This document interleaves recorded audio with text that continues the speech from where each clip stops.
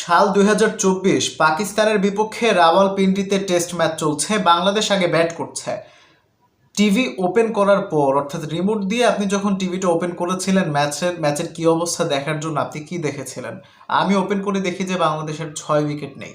হ্যাঁ, শুরুতে টেস্ট ম্যাচে প্রথম সেশনে ৫-৬টা উইকেট নেই। টপ অর্ডারের ৫ থেকে ৬ জন ব্যাটার নেই।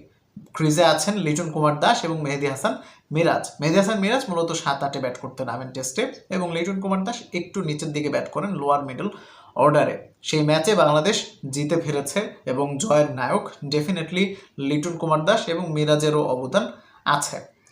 লিটন কুমার দাস তার টেস্ট ক্যারিয়ারে ৫টি শতক করেছেন। এর মধ্যে সেই যে ১৩৮ রানের একটা ঝলমলে ইনিংসটা, হ্যাঁ, পাকিস্তানের বিপক্ষে রাওয়ালপিন্ডিতে একটা ডিজাস্টার থেকে বাংলাদেশকে উদ্ধার করেছিলেন সেই ম্যাচটাতে। ওই ১৩৮ রানের ইনিংসে তিনি যে 100টা করেছেন, এটা আমার মনে হয় শুধুমাত্র লিটন কুমার দাসের এই ৫টা শতকের মধ্যে সবচেয়ে ভালো শতক না। আমার মনে হয় বাংলাদেশের টেস্ট ক্রিকেটের ইতিহাসের one of the finest century.